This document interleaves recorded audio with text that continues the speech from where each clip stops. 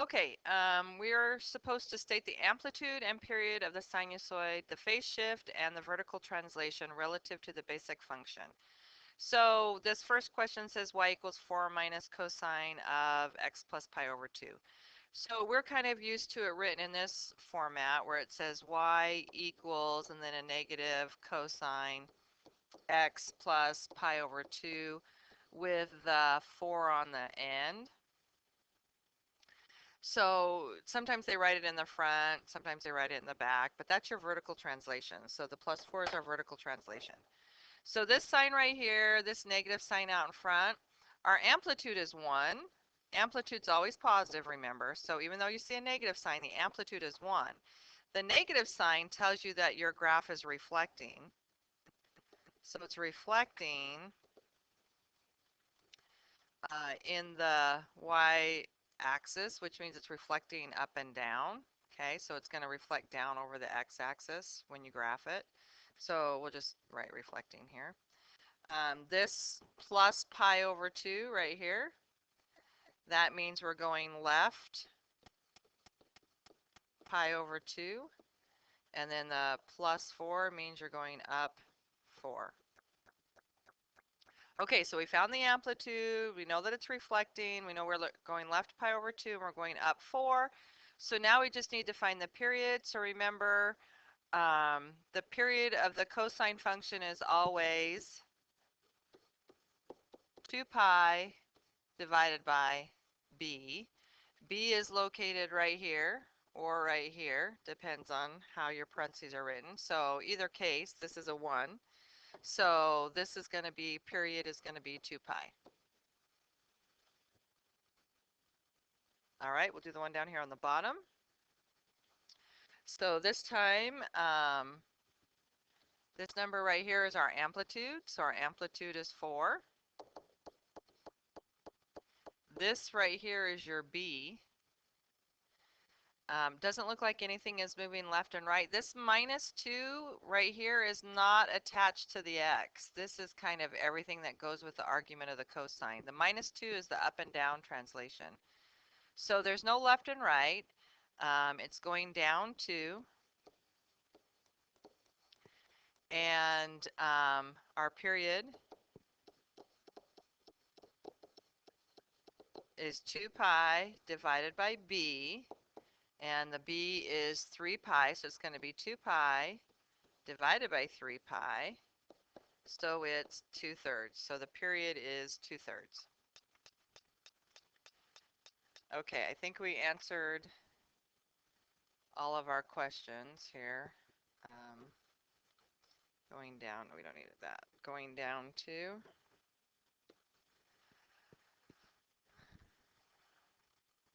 so amplitude, period, phase shift, and vertical translation. Yep. Okay, we got them all.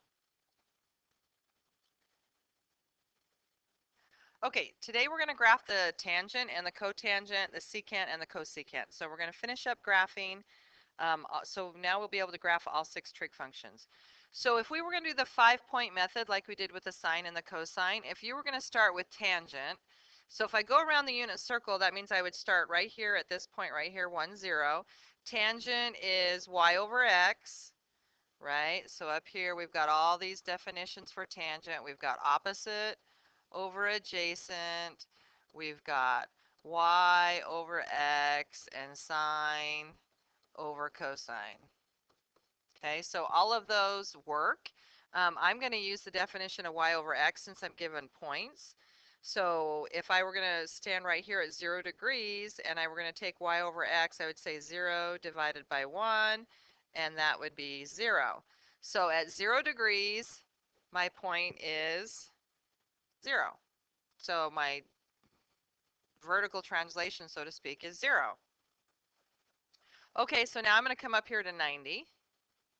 So I'm going to do the same thing, y over x. So 1 divided by 0. Okay, that's undefined.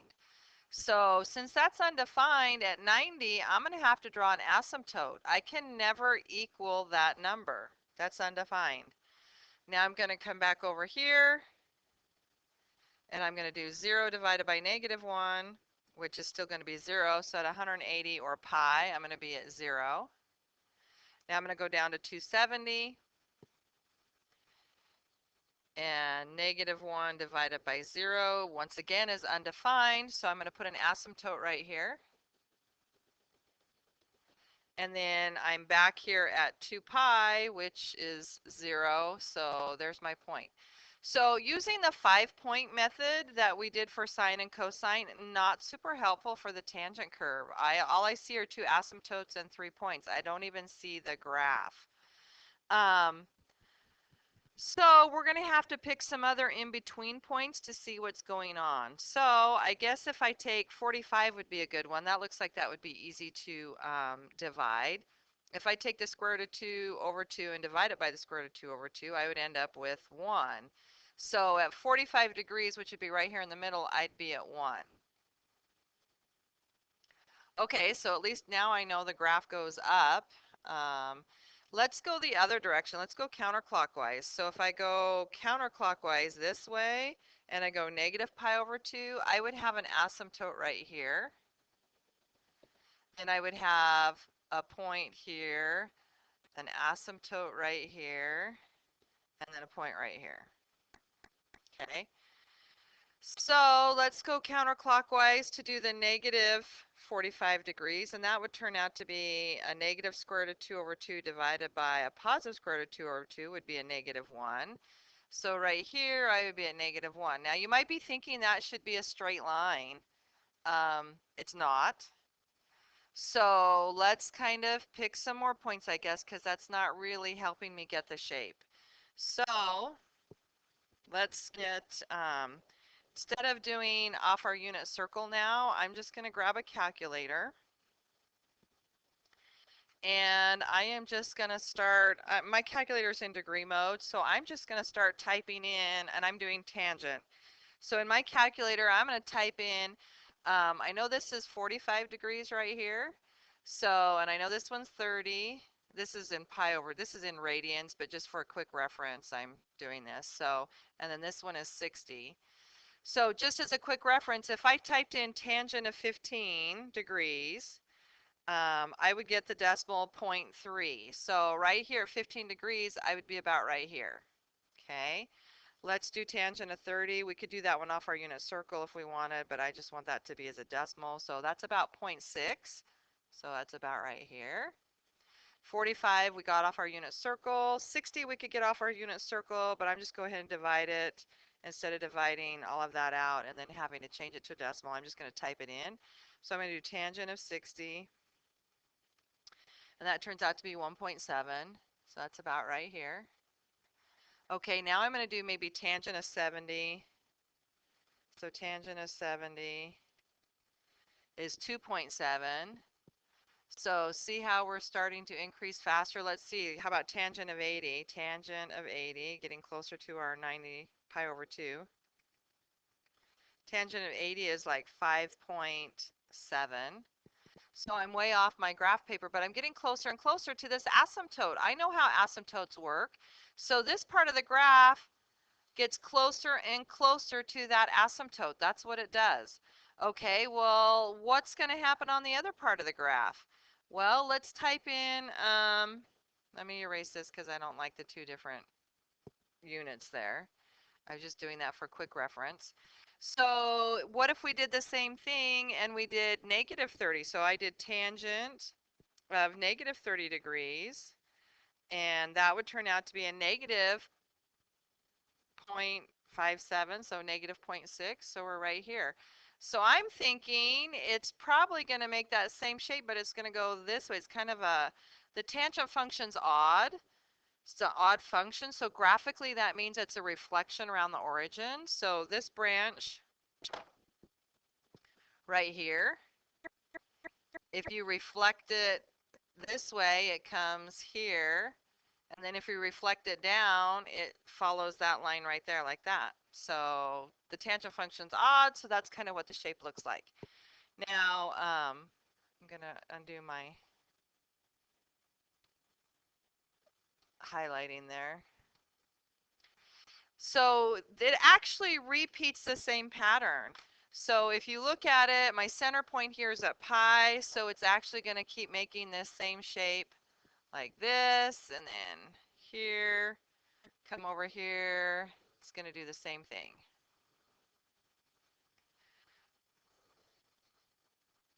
So like I said, the tangent curve is odd. So it's symmetric around the origin. It has asymptotes at pi over 2 and negative pi over 2. Its period is pi. It's not like sine and cosine with 2 pi. Its period is pi. And so when you try to figure out for phase shifting and like for stretching and shrinking in the horizontal direction, when you try to figure that out, you would say the period is pi divided by b, not 2 pi divided by b like you do for the sine and the cosine, okay? Its period is half.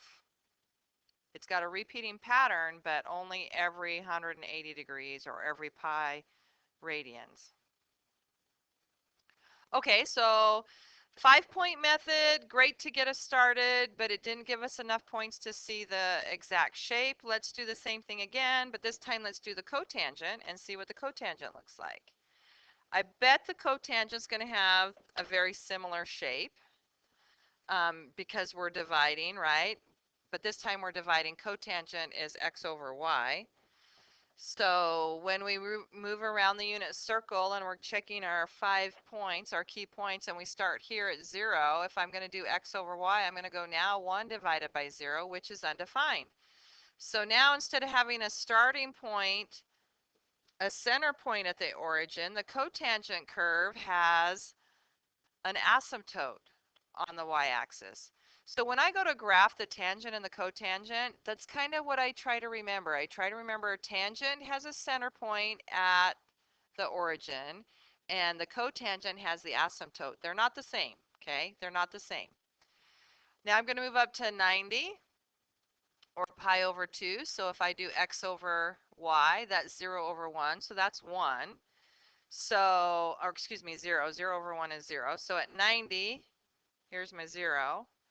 And then as I come over here to 180, negative 1 divided by 0 is undefined. So at pi, that's 180. That's going to be another asymptote.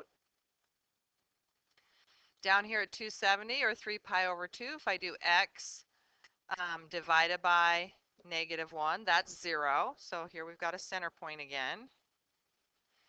And then 2 pi, we're back to the beginning. 360, that's undefined, so that's an asymptote.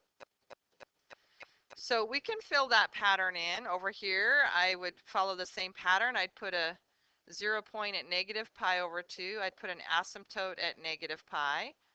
Another 0 point right here at negative 3 pi over 2. And then another asymptote at negative 2 pi. So all we've got to do is figure out now the shape. The tangent curve, so let's go back up here to the tangent curve. The tangent curve is what I call an increasing function because as you move left to right, tracing the tangent curve, so if I start on the left right here and I move to the right, see how that function is increasing? It's going up all the time. So the tangent is increasing. So what do we think is going to happen with the cotangent? Do we think it's going to make that same shape? Well, I kind of think not because we're not dividing in the same ratio, right? Before we did y over x, now we're doing x over y. I don't think we're going to get the same shape. So really quickly, just for speed, once again, I'm going to, well, this time I guess maybe I won't do it on my graphing calculator because it's a cotangent and I'll have to do 1 over and it's going to take me a minute anyway. So let's just do it by hand. So here's 30 right here, right? Or pi over 6. So if we're going to do the cotangent, that's going to be x over y. Now, because these two right here are both divided by 2, I really don't need to worry about that. It's going to be the square root of 3 over 1, which is the square root of 3. So square root of 3 as a decimal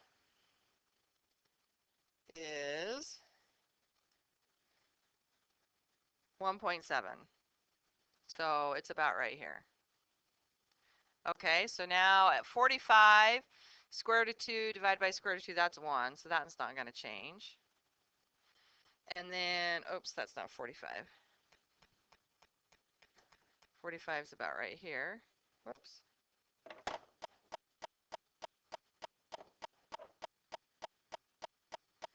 Okay, and then 60 up here, it's going to be 1 over square root of 3.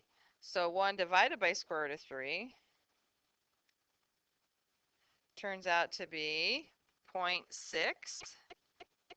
So it's right here. So I feel like I've got enough information now to figure out what's going on. This one's not going to be increasing, it's going to be decreasing. As it follows the asymptote here, it's going to come down here, a little inflection, and then it's going to follow down here like that. Okay? So this one right here, I'll just do another cycle. Keeps repeating. So the tangent curve is increases and the cotangent curve decreases. And the period for the cotangent curve is still pi. And so when you try to figure out a formula for that, if you're going to decrease your period, so you've got to know what your b is. It's pi divided by b, or expand your period. It's pi divided by b. So not 2 pi. Like I said, cotangent and tangent are the only ones where the period is half. It's pi. So any formula you're going to use on that one is pi divided by b. So tangent increases, cotangent decreases. Tangent has a 0 point at the origin, and the cotangent has an asymptote going through the origin. So that's kind of how I figure it out. You got to figure out a way to help you remember the patterns on that. When we graph these, I'm going to be more looking for your asymptotes are in the right spot, your 0 points in the right spot, or the inflection point, 0 point, inflection point. What am I talking about? I'm talking about these points right here. These points need to be in the right spot, and you need to show your graph is increasing or decreasing. Other than that, I'm not going to do specific about all the ordered pairs that are on that graph. But your asymptotes have to be in the right spot, the 0 points have to be in the right spot, and your graph has to be showing either decreasing for cotangent or increasing for tangent. Okay, now we're going to move on to secant. So if you can graph a cosine curve, you can graph a secant curve. So this is what I do. This is what I call it, I don't know what else to call it, so I just made up a name, and I call it the ghost curve. So since I see secant, I know it's the reciprocal of the cosine function. Okay, so this is going to be my ghost curve. I don't know what else to call it, but that's what we're going to call it. So I'm going to come over here and I'm going to graph a cosine curve. So I know the cosine curve starts at a max.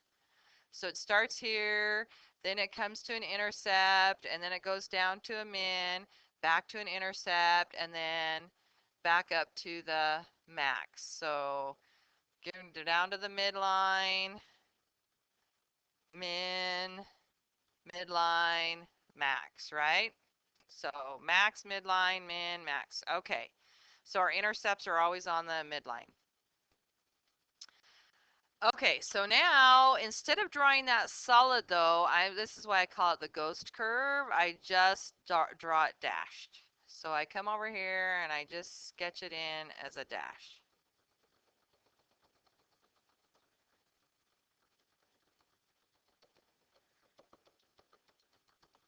Like that. So now I know that they're reciprocal, so this is what happens. Right here is a 0, and the reciprocal of 0 is undefined. So that means there's a vertical asymptote right here. So there's a vertical asymptote right here. And a vertical asymptote right here. So I'm going to go put in all my vertical asymptotes. And then another one right here. Okay, so put your vertical asymptotes in. And now all you do is go through and do the reciprocal of the loop, so to speak. So this loop right here, okay, I'm going to do the reciprocal of that, which means it would look like this. So this loop right here, I'm going to do the reciprocal of that. So that, and right here at the min, this is where this point would be at. It goes down like this. Get the idea? So I come over here to the max, draw this piece up, come over here to this min, down, and down. Oh, got another one right here, max. So this half goes up. And that's your, so the green is the graph. The red is just the little cosine, or yeah, the cosine curve that helped me draw the secant curve, but it's not part of the answer. The green is the answer. That is your secant graph.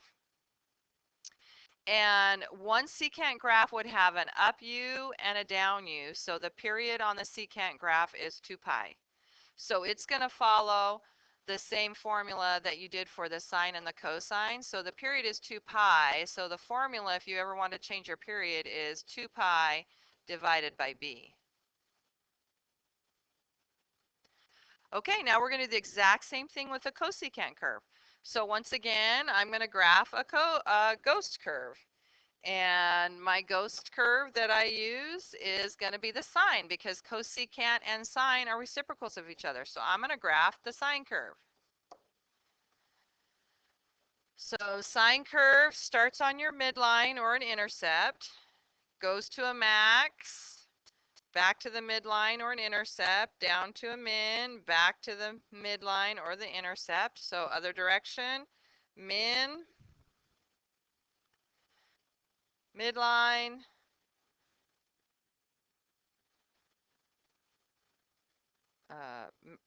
up to a max, and then back down to the midline. So once again, this is my ghost curve, so I'm just going to draw it dotted. I'm not going to draw solid sine curve. I'm just going to come in here and sketch this.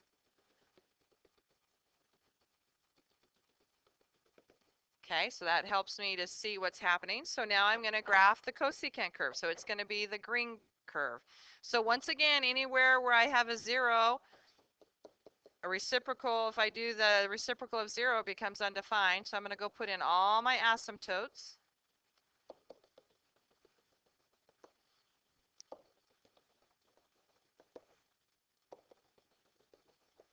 And then I'm going to do the reciprocal of the loop. So I'm going to come here to the max, and I'm going to draw that U. Come down here to the min, draw this U. Over here to this max, this U, and back down here to this min. So I'm doing the reciprocal of those. Okay, and so once again, the period of the cosecant curve would have an up loop and a down loop.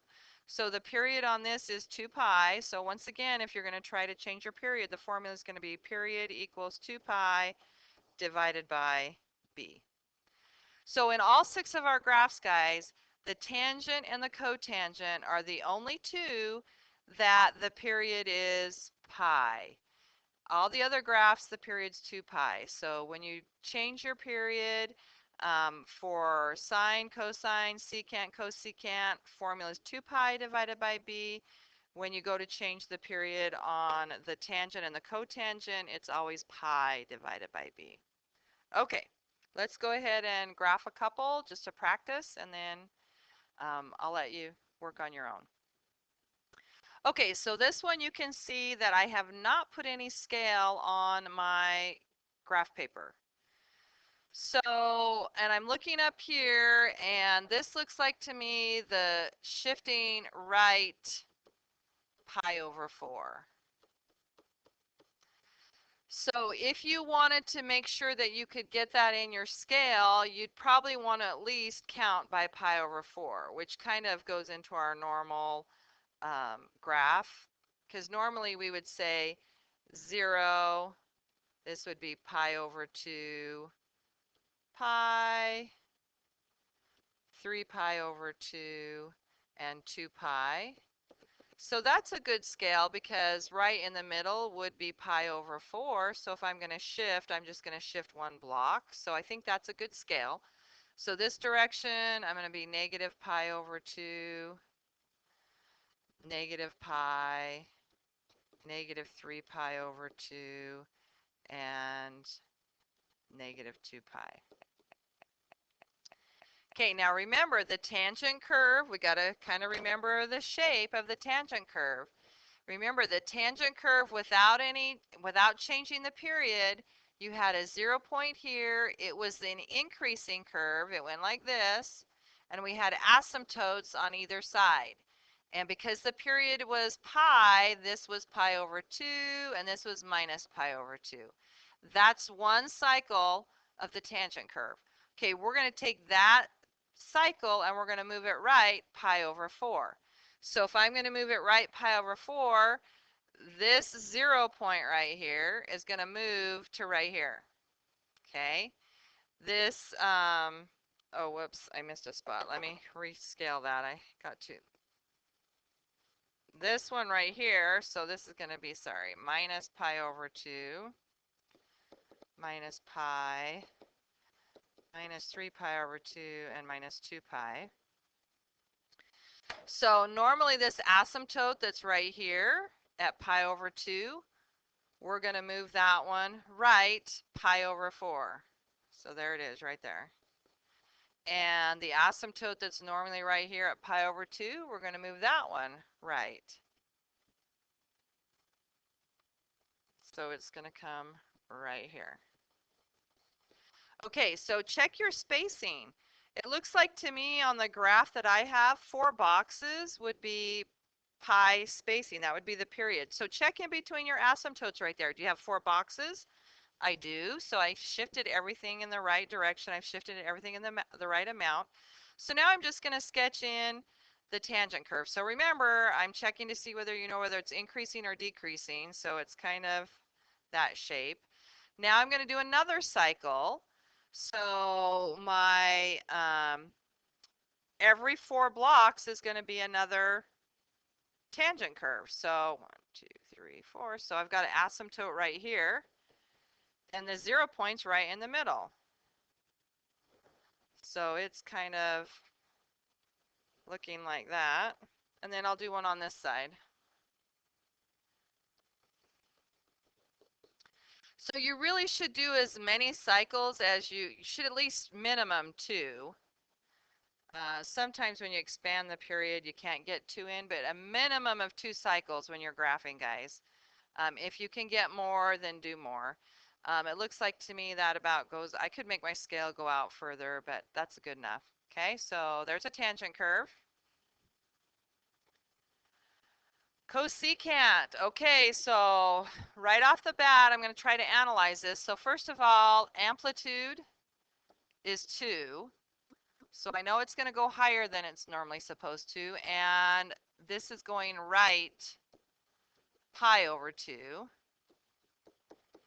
And cosecant is the reciprocal of the sine curve.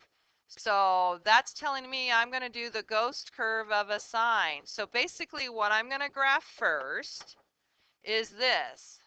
Y equals 2 sine x of x. Oops, got my parenthesis in the wrong spot. X minus pi over 2. That's what we're going to graph first. Okay, so normally the sine curve starts right here on the midline and moves to the right. So we got to put a scale in. So since I'm going right pi over 2, I feel like my normal scale is going to work. Pi over 2, pi, 3 pi over 2, 2 pi. And it's going to be negative pi over 2, negative pi, negative 3 pi over 2, and negative 2 pi. Okay, so I am going to take my sine curve and I'm going to, normally it starts here and goes up like this, right? So I'm moving to the right pi over 2 and my amplitude is 2, so that means my max is going to end up at 2. So I'm going to start, my first point's going to be right here. Then I'm going to, this count by ones.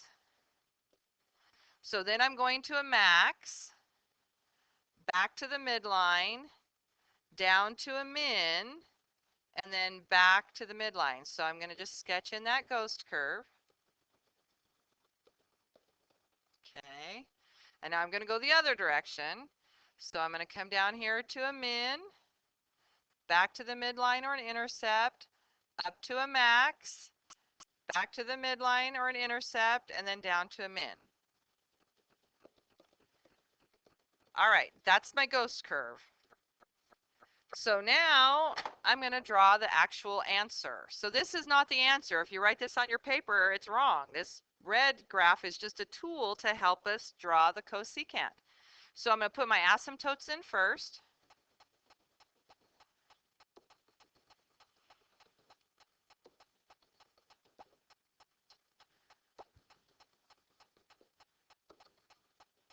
Okay, and now I'm going to go do the reciprocal of the loop. So I'm going to go to all my max and mins, and I'm going to draw in those U-shapes.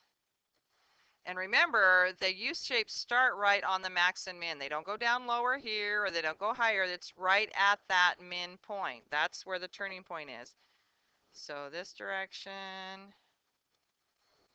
here, and there. Okay. All right, so there's a cosecant. All right, so this is a secant. So let's try to figure out what's going on. So it looks like to me the amplitude's 1, secant is 1 over the cosine, so I feel like I'm going to draw a cosine ghost curve, and this right here is my b. So my period on this graph is going to change. Normally the period is 2 pi, so it's 2 pi divided by b. So in this picture, b is 2 pi. So it's going to be 2 pi divided by 2 pi. So that means the period is 1. So if I want to, and I know the cosine is in 4 equal parts, so if I want to split this up and get my count, I would do 1 divided by 4, so I would count by 1/4. So you just need to decide, do you want one block to be 1/4, or do you want 2 blocks to be 1/4? Sometimes I like to spread it out so it's not too tight.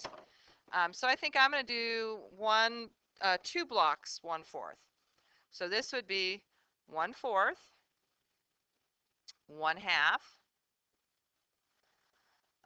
Then we would have 3/4,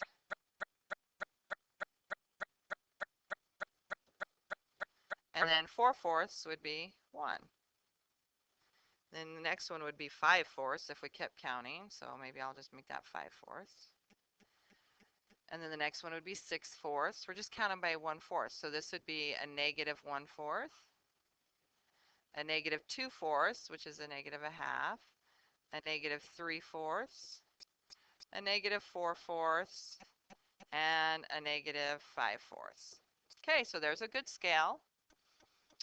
And remember, the cosine curve starts at a max, and then it goes down to the midline and so on. So that's all that's happening here. My amplitude is still 1. All I did was change the period.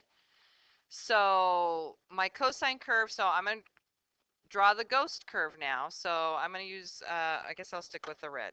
So I'm going to draw the ghost curve. So basically what I am going to graph right now is cosine of 2 pi x. That's what I'm graphing right now. So cosine starts at a max, goes to the midline or an intercept, down to a min, back to a intercept, up to a max, and then back down to an intercept or a min. So we just follow that pattern, our 5 key points.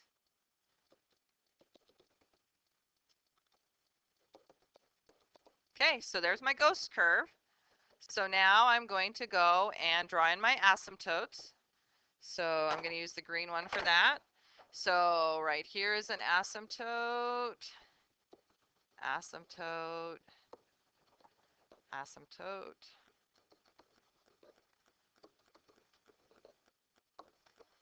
And now I'm going to go do my reciprocals of the loops. So remember, right here on the max, this is going up. Right here on the min, right on the min, it's going down. Right on the max, going up. Right on the min, going down. Right on the max, going up. So there we go. So the green is the answer. Remember, the red is not the answer. It's just a tool to help you graph the secant curve. And so we changed the period on that. Instead of counting by pi radians, we ended up counting by just radians without the pi symbol. So 1/4, 1/2, 3/4, 1, etc. Okay, cotangent. So once again, in my mind, I'm thinking cotangent has an asymptote right here on the origin, and the period is pi, so it has another asymptote right here at pi, and right here is pi over 2, and it's the decreasing graph, okay? And its period normally is pi. All right. So cotangent, I'm noticing right here I have a b, so that's going to change my period. So remember, the little formula is period equals pi divided by b. This time I'm taking pi and dividing it by b, so it's going to be pi divided by pi over 2, which is the same thing as pi times 2 over pi. So there we go. The period is 2. Okay, that's totally changed everything now. Now, I got to figure out what I want to count by. Now, remember, I have to get one complete cycle by the time I count to the number 2. So if I want to figure out on the cotangent curve, instead of doing the period divided by 4, do the period divided by 2. Everything gets cut in half. So every one, whatever I count as 1, I'm going to put something important. So I think I'm going to count, this is going to be 1, this is going to be 2, 3, 4, 5, -1, -2, -3, -4, and -5. Now, the cotangent curve always has an asymptote going through the origin. Did I do any phase shifting? Did I move it left or right to change where that asymptote would be? I did not. All I did was change the period. I didn't change any of the phase shifting. So I know that my asymptote has to go through the origin. And remember, my period was 2, so I also know that there has to be another asymptote right here at 2, and there has to be a center point right there at 1. We can follow that pattern. We can fill in the others here. So center point here, center point here. Here's another one, center point here. Okay. So there we've got our asymptotes in and our center point in. So now all we got to do is just sketch in the right direction. And remember, the cotangent is a decreasing curve, so just draw them so they look decreasing. So I'm just going to start here, go through my center point, following my asymptotes.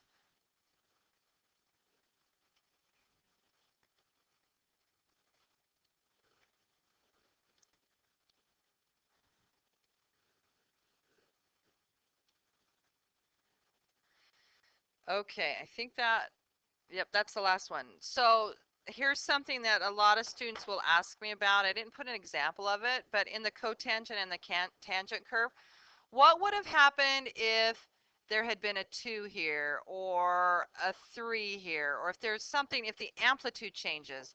Well, all the amplitude does, the bigger the number, it just means that as it goes through here, it increases steeper. So what it would look like instead, it would look more vertical like this as it goes through the center before it got to the asymptote. So it would be increasing faster. So it would, the bigger the number, the more vertical the graph will look, and the smaller the number, the more of a distinct curve you're going to look on your amplitude. So if you decrease your amplitude, you'll get more of a distinct curve. If you increase your amplitude, you get more of a straight line looking curve, okay? So that's what happens if you put a number out in front. I think there might be something like that in your homework. Okay, so there's our other 4 graphs. Like I said, the main point, if you can graph a sine and a cosine, you can do secant and cosecant. The new one is really the tangent and the cotangent. And the big idea with the tangent and the cotangent is the period changes. The period on the tangent and the cotangent is pi. And you have to keep track of whether it's increasing or decreasing when you draw it. Okay, you're done.